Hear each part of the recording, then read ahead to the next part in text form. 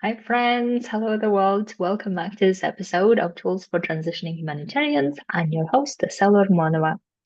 Today, I want to talk about one of the topics that I have been thinking about doing for I think almost 5 years. And I always felt like, am I really qualified to talk about this? Am I really qualified to really share my experience of enough experience or not? And I feel like it is now time that way I can talk about it. And I feel like it is enough experience. And that the topic is what is hard, or what are the ways it is hard being a humanitarian and being an entrepreneur, right? Because I have had the fortune of experiencing both professions separately, obviously.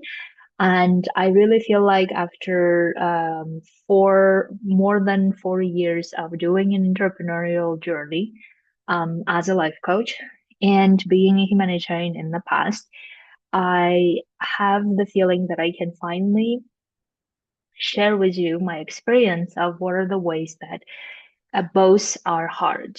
And the reason also why I wanted to talk about is because I wanted to share with people who are really wanting to transition from a humanitarian to entrepreneurial journey, or people who are really thinking about what it would be like to be an entrepreneur as well as being a humanitarian. So therefore, these are the ways that you can see what might be hard for you and how do you want to solve for it instead of letting it stop going for the thing you want to, right?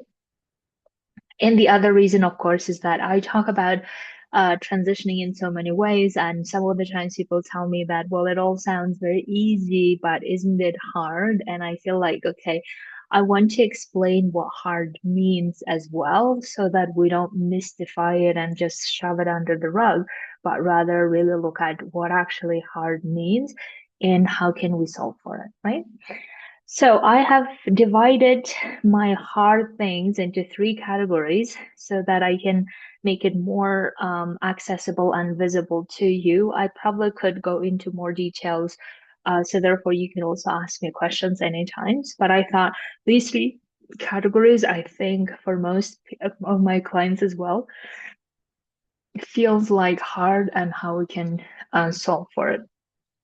So the first one that if I were to compare my humanitarian journey and entrepreneurial journey, the first hard is the results. And this is something that I have been talking about a lot in my podcast and my videos, is that I felt like the main reason why I was so unsatisfied and not fulfilled with my humanitarian journey was because I didn't see the results I wanted, right? I didn't see the results equal to the input that we were putting in. I felt like we were putting on a lot of effort, a lot of nerves, a lot of emotions, a lot of fighting into making things better, helping the affected population, and doing all of those things, but the outcome felt like so minimal, or outcome felt so not sustainable or one-off thing that just made me feel questioning whether this is how we should be doing it, right? So I think like many humanitarians share my view about we're not really questioning the cause, or we're not really unsatisfied with the cause, but rather we are oftentimes unsatisfied with how things are done and how bureaucratic it is, or how it is so hard to keep pouring everything into making things better, like helping elevate suffering of certain people who are affected by war, conflict, natural disasters, and then feeling like the outcome of that is like, even though so many, maybe millions went into it, or so much resources went into it, but the outcome feels so insignificant, and you just keep questioning, is this how it should be done, right? So therefore, for me, that was the hardest thing to bear, hardest thing to tolerate. I have done a lot of analysis on my own as head of office to understand, is this justified, or all of these resources and funds and everything went into it, is it justified to get the outcome that we have? Are we really solving the problem sustainably or long term, or are we just doing one-off thing and then just moving on to something else, and then the situation of the people haven't changed at all, right? So that was, I think, the hardest for me to bear and to handle and swallow, which is why is the reason I resigned from the humanitarian sector. Now, the way that I tried to solve at the time when I was a humanitarian in terms of how to solve for it is I did a lot of extensive analysis, as I said, and also I asked myself what kind of impact I want to make, right?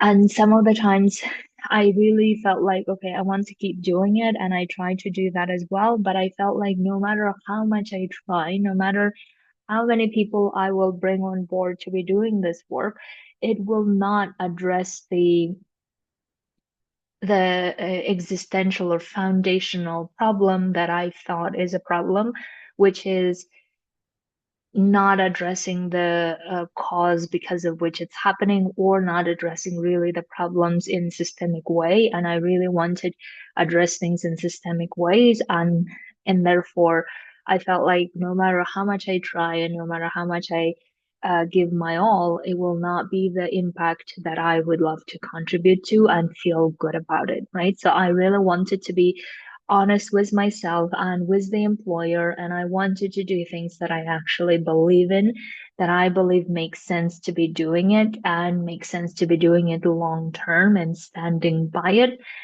instead of just keep doing it because I was afraid to make the alternative thing work, or because I was afraid I wouldn't have the privileges or the titles or the career or prestiges or the money that I wanted, right? So therefore, I have resigned because of that realization of how no matter what, I will not be able to work things in the way that I would like to contribute to, and therefore I decided to leave. Now, that was the first hardship with the humanitarian work and journey that I experienced, which I did for 10 years. Now, let me tell you about the hardship or hard ways in the entrepreneurial journey that I have experienced in terms of results, in terms of how do I create the results that I want to, right? So remember, the reason why I left was because the impact that I wanted, I didn't really create or contribute to, and I felt like it was so untangible or so abstract. At the same time, I felt like I was so much engaged in the activity, right? So it was more like activity of meetings, activity of reporting, activity of shaking hands, which again, if it brought to something concrete, I wouldn't mind doing it, except that I didn't believe that was happening. Now, here in the entrepreneurial journey, what I realized that I didn't have any of the activity, right? So I didn't have any of the meetings. I didn't have any of the things that I was just doing for the sake of doing, which was amazing. But then the hardship was, okay, how do I actually now create the results that I want to, create the impact I want to with other people? Because when I resigned, by the time I resigned, I was already creating the results I wanted in my life, which was no longer allowing myself to burn out or detecting and understanding when I'm burning out and what to do about it. I was also good at being in charge of my time, being in charge of how I live my life and what kind of impact I want. I was very clear on all of those things, and that made it so much easier and better for me to like be sure of what I'm doing and why I'm doing this, right? But the hardship was that I never really learned how to create the results that I wanted, meaning the exact results I wanted. So one of the exact results that I wanted was I wanted to replicate my UN salary at B3 level, right? Because I didn't want to just sign up to this belief the society holds, which is you should never let go of the job that is paying you well because you can't find it anywhere else, right? And I didn't want to do that. I didn't want to just say, oh my God, I can't just go somewhere else because this job is the only place I can make the money I want to, because a lot of my family members depended on me and continue doing so. And me earning the money and continuing supporting them was something that was so essential that I wanted to keep doing. So therefore, replicating my salary and at the P3 level, not just any salary, right? At P3 level was something that I wanted to create in addition to making the impact I wanted, in addition to making the impact with other people that who wanted to do this with me, and in addition to being with my loved ones and with my boyfriend at the time in the same place where I wanted to. Now, that made it hard in itself because A, I never learned how to take full responsibility for creating the results, any results I wanted.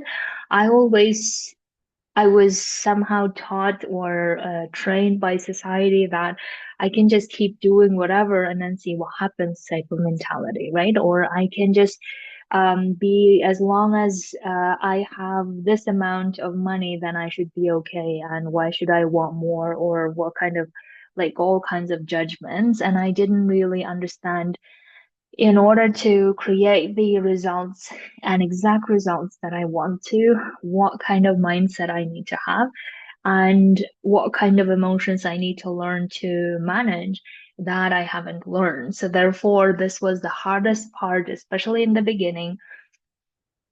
I would say in the first 2 years of my transitioning, the hardest part was how to manage my emotions around, oh my God, that will this really work? How will this work?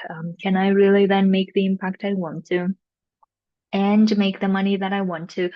And support my family. All of those things generated a lot of fear, a lot of worry, a lot of anxiety, a lot of maybe even guilt, shame that, oh my God, if I don't make it work, then I need to go back to what I don't want to. And all of this, I think, made it hard simply because of a lot of emotions that I needed to learn to manage. Because if I didn't manage those emotions, then what I would end up then doing is I would end up just surviving and keep like trying out something without really committing myself and at the same time not really learning why is it working or why it's not working and what can I do differently. And instead I would just keep wanting to just go back to safety, go back to what I know best, even though I didn't like it. That will be the danger and the risk, and I didn't want that risk, right? So therefore, what I did really to work on that hardship is, beside changing my story and mindset around the person who actually can create the exact results I want to, I also worked a lot on my emotional maturity, my emotional processing, so that I learn to manage it well, so that my fear-based brain does not take over and then just steer the wheel, right? And that took me, I would say, about a year or maybe even less. And the other part of work that took me is identity of me being the person who can make the results happen, whether I work in the UN context or somewhere else, and learning and recognizing that I'm capable of making the amount that is even beyond my wildest dreams. Right. So the hardship that I faced, I think it was so worth addressing it, because then what that allowed me to do is allowed me to give me myself this freedom to recognize that I actually don't need to depend on other institutions to make the money I want, to make the impact I want, and work with people I want to, because it is really up to me and I can manage it, instead of my old belief that used to be like, I can't live without my UN job. I can't live without my job. I can't live without this humanitarian job because I'm no one without it, used to be my identity. So the second category that I would say is where the hard things that I noticed that I would say both in both journeys is the people, right? Now, I really want to say, when I'm talking about the people category, what I really mean is certain people, some of the people that I have encountered or some of the people that I work with in the humanitarian sector. The reason why it was hard was because some of them had this. competitive spirit of us versus them, and making you feel like either you belong to this team, therefore you have to do all the things that the team wants you to, aka the boss wants you to. And if you start questioning or if you start asking questions, then you all of a sudden feel like you don't belong there, right? And that I think was the hardest to bear or hardest to overcome. And I would say that this type of characteristics or personalities are in every field that you go to. So I'm not suggesting or saying that it's only in humanitarian sector, right? But because I'm talking about the humanitarian sector here, I'm only talking about the personalities that I had difficulty dealing with or working with. One of the first or the main ones were the ones where I felt like we were just going and fighting within the offices or within the teams about things that didn't matter, that we should be fighting for, because the thing that we were supposed to be fighting for is the advocacy for people that we're serving, delivering aid for the people that we're serving. That is what we're supposed to fight for. But instead, I had the feeling that I needed to fight a lot of people within the office or within the offices to get the delivery that I wanted, right? Or the same way that other people had this feeling of, instead of actually working on the impact, it felt like we were working on intrigues or scandals or office politics and toxic environment. And I just felt like, oh, can we just not do that, right? And I honestly, like looking back, I honestly feel maybe it's rare where when we have environments, whether it's the humanitarian sector, whether it's entrepreneurial journey or corporate world, the private sector, whatever it is, I think it might be rare to really um expect environments where everyone is so focused on the outcome and the impact and so good at collaborating with each other. I feel like that's the culture that every one of us want to contribute to and consciously contribute to it. And if we don't do that, then it just feels like it's very challenging to create such environments, because human nature is, I feel, a lot of the times creating hierarchies, or even if we don't create hierarchies, we still have a lot of this interpersonal topics that need to be addressed, right? So therefore, leaderships that are in place to create or yes, create spaces for healthy environments, I think is amazing. But my experience, I would say the hardest way to do the job would be, one of the hardest way would be how to not let the office politics and intrigues and everything affect you so that you can keep focusing on the things that you want to, right?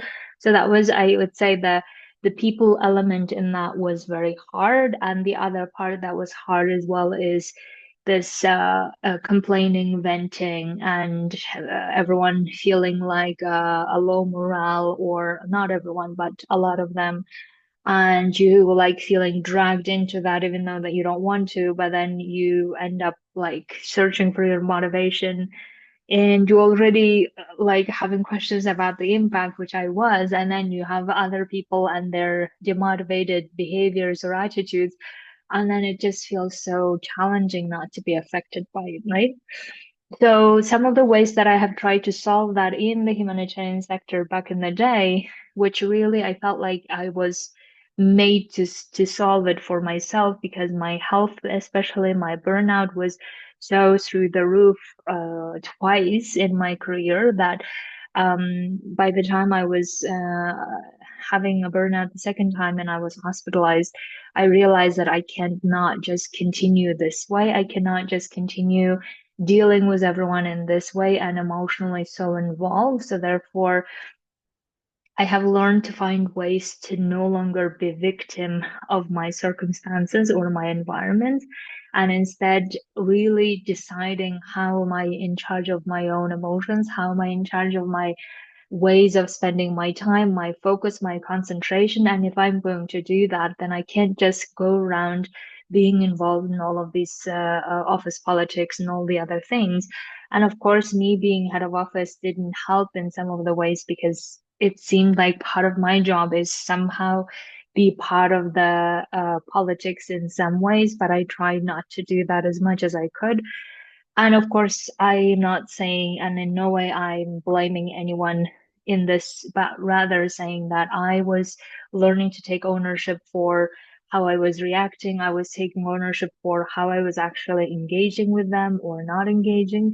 And I was really starting to look at, okay, I want to be fully in charge of my time, fully in charge of my energy, fully in charge of how I'm doing it, why I'm doing it. I don't want to be the person who is doing all of this against their will or doing it because I don't have option type of thing. I don't want to do that. And then as soon as I took ownership of all of those without blaming, notice, without blaming myself or the other people, then I started changing and shifting my reality so much that it became not hard at all. Now, when it came to entrepreneurial journey, the people category has a bit of a different element. So the parts that were very easy in the entrepreneurial journey that was hard in the humanitarian is I was able to work with people who really want to work with me, right? And I no longer had the need or the urge or like pressure to be working people, whoever, or even though in the beginning I think I did, but even then I was very lucky to have amazing clients who really wanted to work with me, and we had amazing relationships throughout our coaching journey and continue doing so. But I think the part that was very difficult, especially in the beginning, and I still continue working through this now in my coaching of myself and getting coached by my coach. The topic is, I think, having honest conversations with people where I am bluntly saying things the way they are. And I think this was, and in this case, the category of people applies really to me in talking to other humanitarians because I think my people pleasing behavior still like get best of me, or my fear of not wanting to offend or not wanting to have hurt feelings or whatever, then I may tiptoe around saying the things that I should have otherwise openly say it. And in an entrepreneurial journey where you're having especially conversations around how can you help other people make decisions as to whether they should work on this goal they have or not. Oftentimes, a lot of people tend to have fears around, oh, if I do this, will this really work, right? If I do this, can I really afford it? If I do this, do I really have the time? And then because of these reasons, they then stop themselves from working on the goals, on the transitioning they really want to. And then in that moment, it would have been so in service to be very honest with them and saying that why wouldn't you work on this, right? Why would you allow your money topics or your time issues stop you from going for what you want to? Because if you keep using the money or blaming the money, blaming the time for how you are not going for what you want to, you will continue living your current life that way. Right. And in the conversations with individual people or groups of people, I can see myself feeling like, I want to just shake them and say, yes, you should work on this transitioning, right? Whether you're going for a promotion within the sector or you're leaving the sector, it doesn't matter. What matters is you feeling the authority and responsibility for your life and living it the way you want to, and not just allow your current circumstances or other people dictate whether you can do this thing or not. And in that case, I feel like it's still very hard for me to really have that honest conversation where I can say all the things without reservation instead of people pleasing them and saying, oh, do you really want to or not want to? And it's okay if you don't want to, which is then me making a disservice to them by just agreeing with their limitation story, right? By agreeing with their limiting beliefs instead of shaking them so much, like metaphorically, obviously, so that they can see that they are capable of going for the thing they want to. They're capable of making the money they want to. They're capable of making the impact they want to in whatever the circumstances they choose to. And they cannot be stopped by money or time or other issues that they believe are issues. And that continues to be hard until this day. Now, the third one is, I think, the stability and certainty or uncertainty, right? This is the topic that I feel a lot of my humanitarian clients struggle with, even in the humanitarian sector. In the humanitarian sector, I think what was hard for me was to keep moving from one place to another and not really have enough time to be spending with my loved ones, right? So that was, I think, the hardest part. And in terms of feeling uncertainty and that being an issue, I didn't really feel like that was an issue as such, but I can also see a lot of humanitarians talking about how they have temporary assignments or temporary contracts and they feel like they don't really have the stability they desire. And therefore, they just keep searching for when will they get the stability, and they can then work on families or building families or relationships or being with their loved ones. And then we just keep having that illusion of when this happens, then I will do this kind of delaying tactic, right? Excuse me. And the reason why I believe that's very hard is because whatever we're delaying is actually not living the life we want to. And that's really what we are actually working for, right? We're working for so that we can live the life we want to, or we want to live the life where work makes one part of it, but not the only part of it. And we want other things to be part of our life as well. But if we keep feeling that stability does not depend on us, stability depends on the employer, stability depends on the contract, I can't really handle uncertainty, then we just keep agreeing to things that we actually otherwise wouldn't have agreed.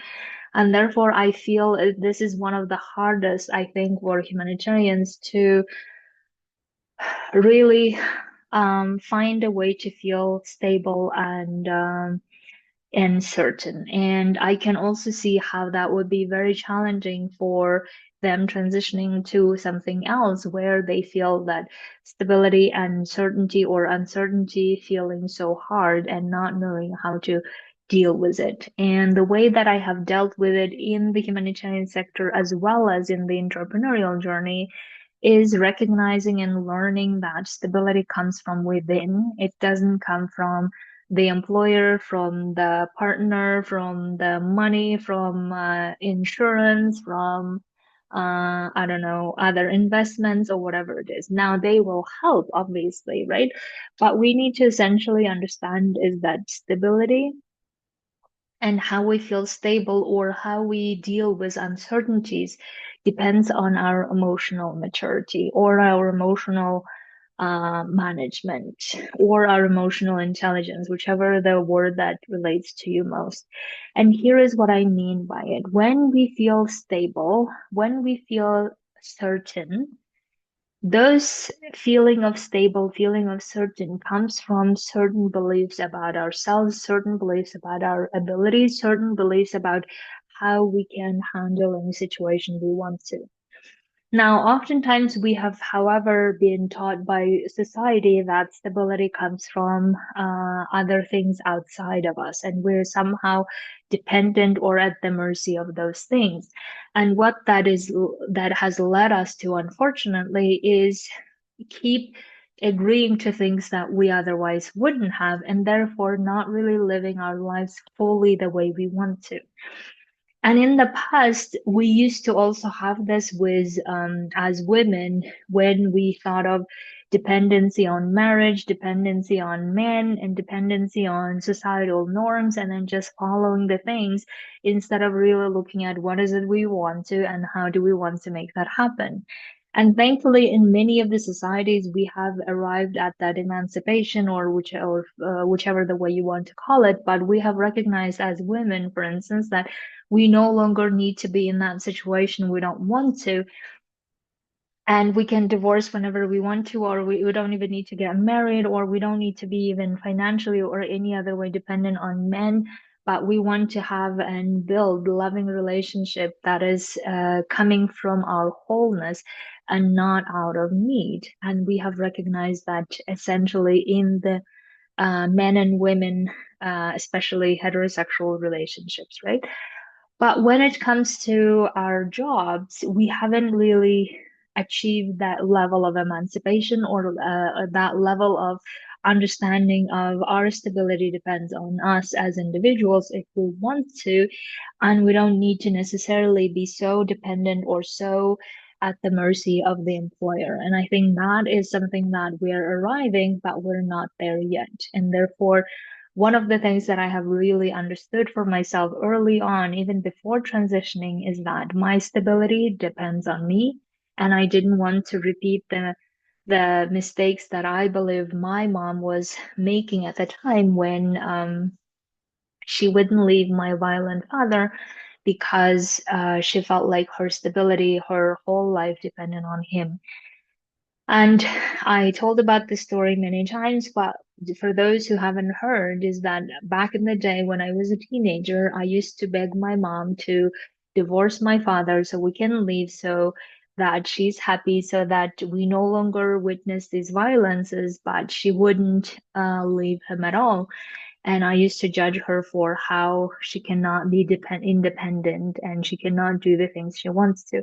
And then realizing later on that I didn't want to make the mistake of like handing over my whole freedom to my employer and say, well, you decide whether I can go on vacation or not. You decide where I'm stationed in duty station. You decide what kind of job or task I do or what kind of jobs I don't do. You decide what kind of impact I can make or I can't make. I didn't want to do that anymore. So therefore, recognizing and realizing that stability and what kind of emotions I need to be managing and what kind of self-concept I need to have in order to ensure my own stability and my emotions around dealing with uncertainty was one of the best skills that I have learned to master.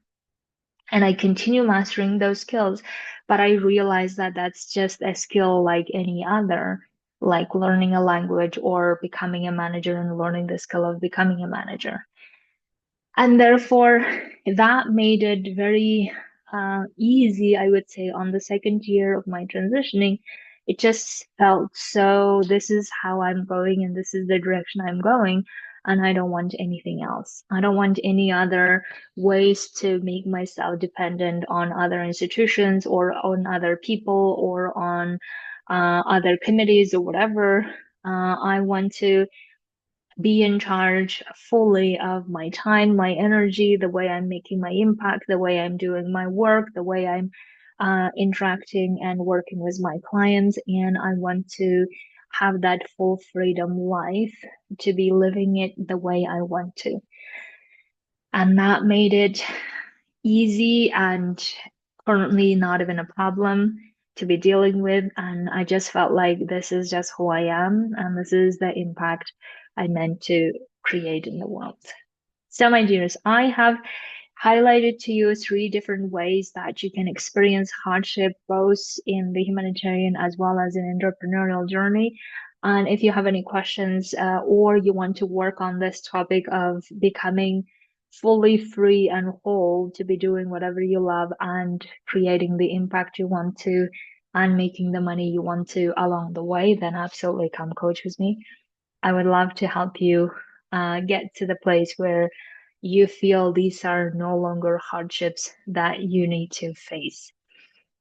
Have a beautiful week. Talk to you very soon.